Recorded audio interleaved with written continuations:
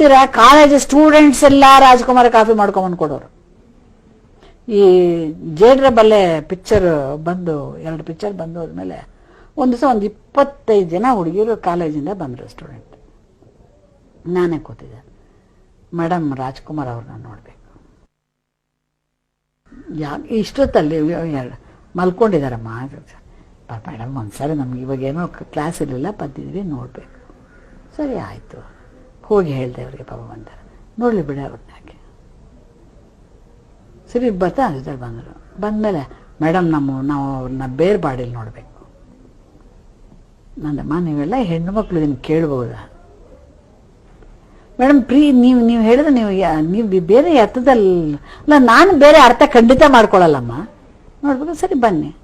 ಅವ್ರಿಗೆ ಶರ್ಟ್ ಬಿಚ್ಚೋಣ, ಏನೇ ನಾವು ಹುಡುಗಿರಿದ್ರೆ ಶರ್ಟ್ ಬಿಚ್ಚಿಕೊಂಡು ನಾನು ಅವ್ರೇನೋ ನಿಮ್ಮ ಬಾಡಿ ನೋಡ್ಬೇಕಂತ ನಾನೇ ಒಪ್ಕೊಂಡಿದ್ದೀನಿ, ನೀವು ಯಾಕೆ ಹೆಂಗೆ ಆಡ್ತೀರಿ ಬಿಡಿ ನೋಡ್ಕೊಂಡು. ಅವ್ರಿಗಿಷ್ಟ. ನಾನು ಅವ್ರನ್ನ ಕೇಳಿದೆ, ಯಾಕಮ್ಮ ಈ ಬಾಡಿ ಮೇಲೆ ಏನಾದ್ರು ತಿರಿಗಿರಿ ಮಾಡ್ತೀರಾ, ತೀಸಿ ಗೀಸಿ ಏನಾದ್ರು ಮಾಡ್ತೀರಾ ನೀವು ಅಂತ ಹೇಳಿದೆ. ಇಲ್ಲ ಅವ್ರಷ್ಟು ಚೆನ್ನಾಗಲ್ಲಿ ಕಾಣ್ತಲ್ಲ, ಬೇಗ ಹಿಂಗೆ ಬಂದು ಹಿಂಗೆ ಹೊರಟೋಗುತ್ತಲ್ಲ ಮೇಡಮ್, ಇಲ್ಲಿ ನೋಡಿದ್ರೆ ಹೆಂಗಿರುತ್ತೆ. ನಿಜವಾಗಿ ಏನಾದ್ರು ಗಿಮಿಕ್ಸ್ ಮಾಡ್ತಾರ? ನಿಜವಾಗ್ಲೂ ಅಣ್ಣ ಶಾರೀರಂಗ್ ಇಟ್ಕೊಂಡಿದಾರ, ಅದನ್ನ ನೋಡ್ಬೇಕು. ನಮ್ಗೆಲ್ಲ ಅವರು ಬ್ರದರ್ ಅಂಕಲ್ ಇದ್ದಂಗೆ. ಸರಿ ಆಯ್ತಮ್ಮ, ನೋಡ್ಕೊಂಡು. ಸರಿ ನೋಡ್ಕೊಂಡು ಯಜಮಾನ್ರು ಎಲ್ಲಾರನ್ನೂ ಆತರ ಎಳೆದು ಇಟ್ಕೋತಿದ್ರು. ನೋಡಿ, ಆ ಕಾಲದಲ್ಲಿ ರಾಜ್ಕುಮಾರ್ ಹೆಂಡತಿ ಪಾರ್ಟ್ ಮಾಡೋರು ತಂಗಿ ಪಾರ್ಟ್ ಮಾಡಬಾರ್ದು, ತಂಗಿ ಪಾರ್ಟ್ ಮಾಡೋರು ಹೆಂಡತಿ ಪಾರ್ಟ್ ಮಾಡೋದು. ಆ ಪಿಕ್ಚರ್ ಸಕ್ಸಸ್ ಆಗ್ತಿರ್ಲಿಲ್ಲ, ಜನ ತಗೋತಿರ್ಲಿಲ್ಲ.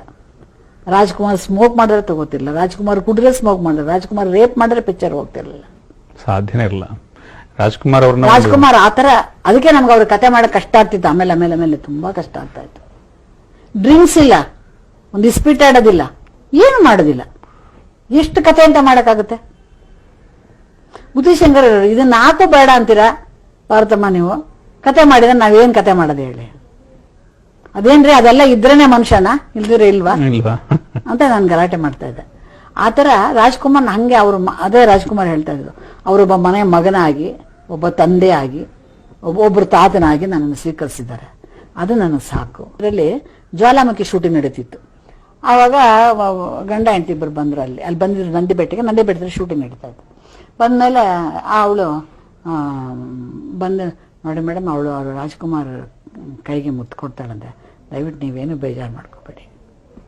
ಅಲ್ಲ ಕಡೆ ನೀನು ಅವಳು ಗಂಡ, ನೀನೇ ಅದನ್ನ ಹೇಳ್ತಿರ್ಬೇಕಾದ್ರೆ ನಾನ್ಯಾಕೆ ಬೇಡ ಅಂದೆ, ಕೊಡ್ಲೇ ಬಿಡು ಅಂತ ನಾನಂದೆ. ಆಮೇಲೆ ನಾನು ಯಾಕಾಯ್ತು ಅಂದ್ರೆ, ನೋಡಿ ಮೇಡಮ್ ನನಗೆ ಒಂದ್ಸಾರಿ ಇವಳು ಮದುವೆ ಮಾಡ್ಕೊಳ್ಳುವಾಗ ನಾನು ಎಲ್ಲಿ ರಾಜ್ಕುಮಾರ್ ಸಿಗ ಅವ್ರ ಕೈಗೆ ಒಂದು ಮುತ್ತು ಕೊಡ್ತೀನಿ, ಹಂಗಾದ್ರೆ ನೀನು ನನ್ನ ಮದುವೆ ಮಾಡಿದ್ರೆ ನಾನು ಮದುವೆ ಮಾಡ್ಕೊಳ್ಳೋಣ ಅಂತ ಕಂಡೀಷನ್ ಹಾಕೊಂಡು ಅವ್ಳು ಮದುವೆ ಮಾಡ್ಕೊಂಡಿಲ್ಲ ಅಂತ. ಆಮೇಲೆ ಅವಳು ಕೈ ಮುಟ್ಬಿಟ್ಟು ಅವಳುಗಳು ಅಂದ್ಬಿಡ್ತು, ಅಯ್ಯೋ ಅಣ್ಣ ಅಂತ 2 ಕಾಲು ಹಿಡ್ಕೊಂಡು. ಅವಾಗ ನಾ ಯಜಮಾನ ಹೇಳ್ತೀನಿ, ನೋಡು ಈ ಥರನೂ ಜನ ಇದ್ದಾರೆ.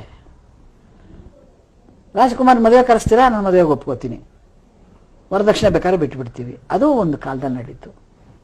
ಅವಾಗ ಎಷ್ಟೇ ಕಷ್ಟ ಆದ್ರೂ ರಾಜ್ಕುಮಾರ್ ಸ್ವಂತ ಖರ್ಚಲ್ಲಿ ಬಂದು ಹೋಗ್ತಿದ್ರು. ಇವತ್ತು ಎಲ್ಲೇ ಫಂಕ್ಷನ್ಗೆ ಹೋಗ್ಲಿ ರಾಜ್ಕುಮಾರ್ ಯಾವತ್ತೂ ದುಡ್ಡು ಕಾರು ಮಾಡಿಸ್ಕೊಂಡಿದ್ದು ನನಗೆ ಗೊತ್ತೇ ಇಲ್ಲ, ಅವತ್ತೂ ಇಲ್ಲ ಇವತ್ತೂ ಇಲ್ಲ. ಯಾವುದೇ ಫಂಕ್ಷನ್ ಆದ್ರೆ ಅವರಿಂದ ಅಲ್ಲಿಗೆ ಬರಬೇಕು, ಅಲ್ಲಿಗೆ ರಾಜ್ಕುಮಾರ್ ಅಲ್ಲಿ ಇರ್ತಿದ್ರು ಅಷ್ಟು. ಆಮೇಲೆ ಅದರಲ್ಲಿ ನಾವು ಕಾರ್ಗೆ ಮೊದಲಾರು ಕಾರ್ ಇರ್ತಿಲ್ಲ, ಅವ್ರು ಹೋಗ್ಬೇಕಾಗಿತ್ತು ಅವ್ರ ಕಾರಲ್ಲಿ. ನಮ್ಮ ಕಾರ್ಗಿರೆಲ್ಲ ಬಂದ್ರೆ ನಮ್ದೇ ಕಾರು, ಅವ್ರಿಗೂ ನಾನು ಅದರಲ್ಲಿ ಹೊರೆ ಆಗಬಾರ್ದು. ಎಲ್ಲ ಕಡೆ ನೀವು ಡೆಲ್ಲಿಗೆ ಹೋಗಿ, ಬಾಂಬೆಗೆ ಹೋಗಿ, ಎಲ್ಲರೂ ಎಲ್ಲಿರ್ತಾರೆ ಹೋಟ್ಲಲ್ಲಿ, ಸಣ್ಣ ಹೋಟ್ಲು, ಅವ್ರು ಅಲ್ಲೇ ಇರ್ತಾರೆ. ಗುಲ್ಬರ್ಗ ಸ್ಟೇಟ್ ಅವಾರ್ಡ್ ಫಂಕ್ಷನ್ ಆದಾಗ ನಾವೆಲ್ಲ ಸೆಕೆಂಡ್ ಕ್ಲಾಸ್ ಟ್ರೈನ್ ಅಲ್ಲಿ ಅಣ್ಣ ಎಲ್ಲ ಒಟ್ಟಿಗೆ ಹೋಗಿದ್ದು. ಬೇಡಿ ಅಂದ್ರೆ ಹೈದರಾಬಾದ್ ಫ್ಲೈಟ್ ಅಲ್ಲಿ ಬನ್ನಿ ಅಂದ್ರು, ಇಲ್ಲ ಎಲ್ಲರ ಜೊತೆ ಬರ್ತಾರೆ. ಅವ್ರು ಹೇಳಿದ್ರೆ ಫಸ್ಟ್ ಕ್ಲಾಸ್ ಆಗ್ತೀವಿ. ಅಯ್ಯೋ ನನಗೆ ನಮ್ ಜನ ಇರೋ ಜಾಗ ಬೇಕು, ನಾನು ಇಲ್ಲೇ ಬರ್ತೀನಿ ಆತರ. ಅವ್ರು ಯಾವಾಗ್ಲೂ ನಾವೊಂದು ನಾಟಕಕ್ಕೆ ಹೋಗುವಾಗ ಬೋಗಿ ಮಾಡ್ತಾ ಇದ್ವಿ, ಒಂದೇ ಬೋಗಿ, ಎಲ್ಲರೂ 35 ಜನ, ನನಗೆ ಚೆನ್ನಾಗಿ ಜ್ಞಾಪಕ. 35 ಸೀಟರ್ ಒಂದು ಬೋಗಿ ಮಾಡ್ತಾ ಇದ್ವಿ. ಆ ಬೋಗಿ ಕೂತ್ಕೊಳ್ಳೋದು ಮಲ್ಕೊಳ್ಳೋದು ಬೇರೆ ಯಾರು ಹೊತ್ತೋಗೂ ಇಲ್ಲ, ಏನೂ ಇಲ್ಲ, ತುಂಬಾ ಚೆನ್ನಾಗಿ. ಆದ್ರೆ ಅವ್ರಿಗೆ ಇದು ಬೃಂದಾವನಲ್ಲಿ ಹೋಗೋದಂದ್ರೆ ತುಂಬಾ ಇಷ್ಟ. ಅದಕ್ಕೆ ಅವ್ರು ಕಂಟೋನ್ಮೆಂಟ್ ಸ್ಟೇಷನ್ ಅಲ್ಲೇ ಹತ್ಸೋದವ್ರನ್ನ. ನಾವು ಇಳಿತಿದ್ದು ಮೆಡ್ರಾಸಿಂದ ಬರೋ ಬೃಂದಾವನಟಾಗಿದೆ. ಅವ್ರಿಗೆ ಏನ್ ಇಷ್ಟ ಅಲ್ಲಿ ಅಂದ್ರೆ ಅಲ್ಲಿ ಉದ್ದಕ್ಕೂ ತಿಂಡಿ ಬರ್ತಾರಲ್ಲ, ಅದಕ್ಕೆ ಅವತ್ತು ಹೊರಟ ದಿವಸ ಇವರೇ ಒಂದು 4-5 ಜನ ಕರ್ಕೊಳ್ಳೋದು ಟಿಕೆಟ್ ಹಾಕಿ. ಆಮೇಲೆ ಇನ್ನೇರ ಸಿಕ್ಬಿಟ್ರೆ ಜೋಬಲ್ಲಿ ಒಂದಷ್ಟು ಚಿಲ್ಲರೆ 10 ರೂಪಾಯಿ 50 ರೂಪಾಯಿ ಮಾಡಿ ಜಬ್ಬು ಕೊಟ್ಬಿಡ್ಬೇಕು. ಕೊಟ್ರೆ ಅಲ್ಲಿ ಹೋಗೋದು ಬರೋದನ್ನೆಲ್ಲ ಕೊಡಿಸ್ತಾ ಇರ್ಬೇಕು, ತಿಂತಾ ಇರ್ಬೇಕು, ಓಡಾಡ್ತಾ ಇರ್ಬೇಕು. ಆನಂದವಾಗಿ ಟ್ರೈನಲ್ಲಿ ಬಂದಿರೋದು ಅಲ್ಲಿ ಹೇಳಿದ ತಕ್ಷಣ, ಅಪ್ಪ ಇನ್ನೊಂದು 2 ಅವರ್ಸ್ ಲೇಟ್ ಆಗಬಾರ್ದಾಗಿತ್ತು ಆ ಟ್ರೈನ್, ಅಷ್ಟು ಅಷ್ಟು ಇಷ್ಟ ಅವ್ರಿಗೆ. ಎಲ್ಲರೂ ತಿನ್ಬೇಕು, ಎಲ್ಲರೂ ಒಟ್ಟಿಗೆ ಊಟ ಮಾಡಬೇಕು, ಎಲ್ಲರೂ ಒಟ್ಟಿಗೆ ಇರಬೇಕು. ನಾವು ಅವರು ಬೇರೆ ಬೇರೆ ಅನ್ನೋದೊಂದಿದೆ ಇರ್ಲಿಲ್ಲ. ಅದು ಯಾವತ್ತು ಅಣ್ಣಂಗೆ ನನಗೆ ಅವರು ನಿಜವಾಗಿ ಅವ್ರ ಕಾಲೆಲ್ಲ ಆಪರೇಷನ್ ಆದ್ಮೇಲೆ ಮಂಚದ ಮೇಲೆ ಮಲ್ಕೊಂಡಿದ್ದು ಚಂದ್ರಶೇಖರ್ ಅವರೇ. ಅಲ್ಲಿವರೆಗೂ ಅವ್ರ ಕೆಳಗಡೆನೆ ನೋಡಿ, ಅದೇ ಜಾಗ ಅವ್ರದ್ದು. ಯೋಗ ಮಾಡ್ತಿದ್ದು ಜಮಖಾನ್ ಹಾಕೊಂಡು ಜಮಖಾನ್ ಮೇಲೆ ಮಲ್ಕೊಳ್ಳೋರು. ಅವ್ರನ್ನ ಒಂದು ಮಂಚ ತಗೊಂಡೆ ಮಡ್ರಾಸಲ್ಲಿ, ಉಮ್ಳಿಯಾಸ್ ಅಂತ ಹೊಸದಾಗಿ ಒಂದು ಶಾಪಿಂಗ್ ಸೆಂಟರ್ ಬಂತಲ್ಲಿ. ಅಲ್ಲಿ ನಾನು, ದೊರೆ, ನಾವು, ಭಗವಾನು ನಾವೆಲ್ಲ ಹೋಗಿದ್ವಿ ನೋಡಕ್ಕೆ. ಹೋದಾಗ ಆ ಮಂಚ ತುಂಬಾ ಚೆನ್ನಾಗಿದೆ ಅಂತ ಇವರು ಹೇಳಿದ್ರು. ಆಮೇಲೆ ತಗೊಳ್ಳೋದಕ್ಕೆ ಅಷ್ಟು ಕೇಳ್ತಾರೆ ಅವರು. ಅಯ್ಯೋ ತಗೊಳ್ಳ ಭಗವಾನ್, ನಿಮ್ಮ ಅಣ್ಣ ಮಲ್ಕೋತೀನಿ ನನ್ನ ಮಂಚ, ಈಗ ಮನೇಲಿ ಮಂಚ ಇಲ್ಲ, ಇಲ್ಲಿ ಇದನ್ನೇ ತಗೊಳ್ಳಿ ಪರವಾಗಿಲ್ಲ ಅಂತ ನಾನು ಹೇಳಿದೆ. ಆಮೇಲೆ ಸರಿ ತಗೋ ಅಂತ ಹಿಂಸೆ ಮಾಡಿದ್ರು. ಅದು ಅವತ್ತಿನ ದಿವಸ ಆ ಮಂಚಕ್ಕೆ 13,000 ರೂಪಾಯಿ. ಆವಾಗ 13,000 ರೂಪಾಯಿ ಕೊಟ್ಟು ಆ ಮಂಚ ತಗೊಂಡ್ ಬಂದೆ. 2 ದಿವಸ ಮಲಗಿದ್ರು.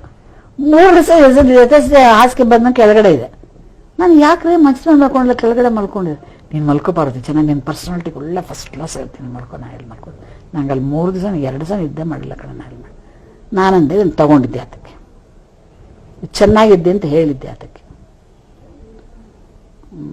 ನಾನು ಯಾತಕ್ಕೆ ಹೇಳಿದೆ ಗೊತ್ತಾ, ಯಾವ್ದಾದ್ರು ಪಿಕ್ಚರ್ ಅಲ್ಲಿ ಹಾಕಿದ್ರೆ, ಈಗ ನೀನು ಹಂಗಿರೋ ಪ್ರೊಡಕ್ಷನ್ ಎಲ್ಲ ಮಾಡ್ತೀಯಲ್ವಾ, ನಮ್ಮ ಪಿಕ್ಚರ್ ಅಲ್ಲಿ ಮಾಡಿದ್ರೆ ಎಷ್ಟು ಡೆಕೋರೇಷನ್.